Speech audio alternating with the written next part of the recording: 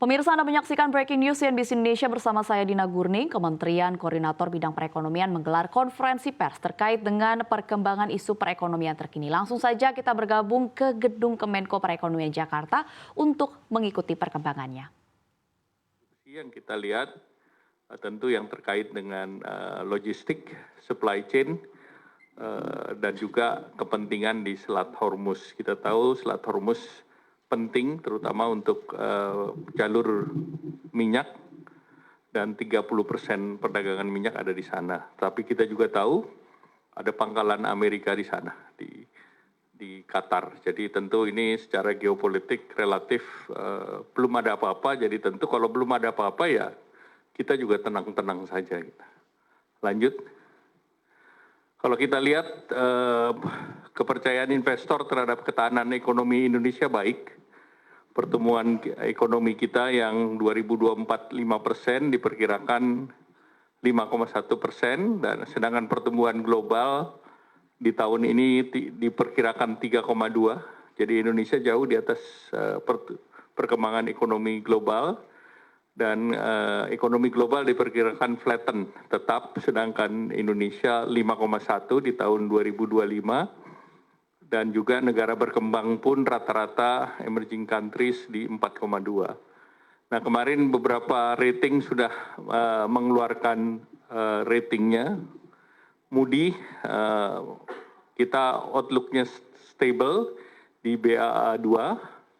Fitch rating juga kemarin baru mengeluarkan di 15 Maret. Itu outlook-nya juga stabil, triple B. Dan juga GCR 22 Maret kemarin, triple B plus, outlook-nya stabil. Dan Moody menilai bahwa ketahanan ekonomi tetap terjaga dengan pertumbuhan ekonomi yang tinggi dan stabil, dan berbagai instrumen kebijakan kuat di tengah ketidakpastian ekonomi global. Jadi faktor ketidakpastian itu sudah dimasukkan dalam pertimbangan mereka. Demikian pula Fitch dan GCR menyatakan bahwa inflasi terkendali dan rasio utang terhadap PDB juga rendah dan terkendali. Lanjut. Nah, kalau ini kita lihat tekanan global terhadap nilai tukar. Kita lihat Indonesia yang merah, kemudian Malaysia kuning, Thailand hijau, dan Amerika Serikat biru. Kita lihat kenaikan yang kuat itu karena Amerika kuat sendirian. Kita lihat berbagai negara turun termasuk Indonesia, namun yang turunnya Indonesia tidak sedalam yang lain. Jadi kita walaupun turun, tetapi kita di atas daripada China, di atas Thailand maupun Malaysia. Jadi kalau dibandingkan peer country, relatif indeks dolar kita lebih aman. Lanjut. Nah, kalau kita lihat pasar saham, alhamdulillah kita masih positif, hari ini pun positif. Kita lihat di atas kita adalah Amerika Serikat. Amerika memang ekonominya lagi kuat sendiri, capital marketnya lagi bagus sendiri, tetapi mereka masih belum mau menurunkan tingkat suku bunganya. Dan sekali lagi, higher for longer itu strategi mereka, sehingga tentu kita harus jaga kepercayaan investor dalam negeri, terutama agar tidak terjadi capital outflow. Dan kita lihat China maupun Malaysia di bawah daripada kita secara relatif. Lanjut. Nah, kita lihat prospek kita masih bagus, kepercayaan konsumen masih level positif, 123,8. Penjualan eceran juga bagus, tumbuh 3,5% year on year. Dan di sektor manufaktur kita relatif tinggi dibandingkan berbagai negara lain. Kita PMI-nya di 54,2. Bandingkan dengan negara lain, baik itu Malaysia, Australia, Perancis, bahkan Cina, angka PMI-nya di bawah kita. Lanjut. Nah, kalau kita lihat inflasi relatif terkendali, kita berpengalaman dalam penanganan inflasi saat konflik Ukraina. Walaupun konflik Ukraina kita lihat secara keseluruhan inflasi kita masih terkendali.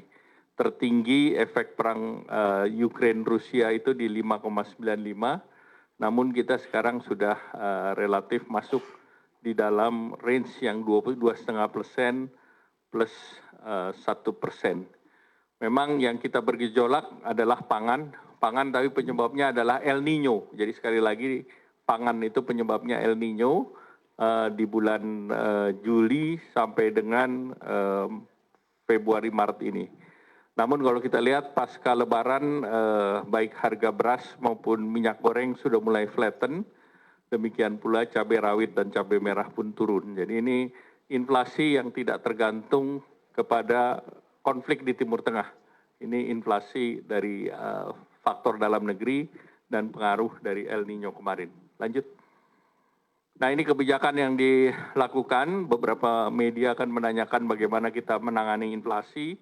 Jadi secara policy, pemerintah sudah bekerja sama kuat dengan tim pengendalian inflasi pusat, tim pengendalian inflasi daerah, agar inflasi tetap dalam rentang 2,5 plus minus 1. Jadi kebijakan moneter tentu yang stabilisasi nilai tukar dilakukan oleh BI dengan operasi-operasinya.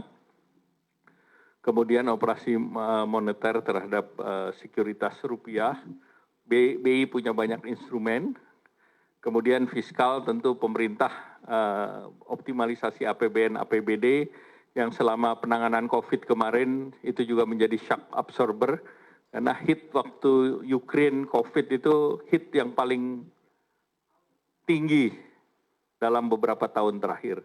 Harga komoditas naik, harga minyak naik, kemudian tentu inflasi terkait pangan beberapa diabsorb termasuk BBM.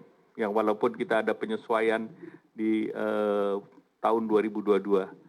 Jadi subsidi kompensasi energi tetap diandalkan menjadi shock absorber, tidak seluruhnya di pass on ke masyarakat seperti yang kita lakukan. Kemudian anggaran ketahanan pangan, SPHP, bantuan pangan kemarin sudah dijalankan, termasuk BLT mitigasi risiko pangan masih disiapkan, kemudian pengendalian inflasi daerah, dan optimalisasi APBD terkait dengan BTT. Nah, pengendalian inflasi juga kita punya 4K, yaitu keterjangkauan harga. Ini juga melalui SPHP, bantuan pangan, perlinsos, subsidi, dan kompensasi energi. Ketersediaan pasokan itu cadangan beras pemerintah dijaga 1,2 juta ton setahun. Kemudian pembiayaan KUR, penyediaan pupuk subsidi, kemudian juga distribusi antar daerah, penghasil dan pengguna. Jadi kerjasama antar daerah penghasil komoditi pangan dan negara provinsi yang membutuhkan, dan juga orkestrasi melalui komunikasi kegiatan yang terkait dengan TPID.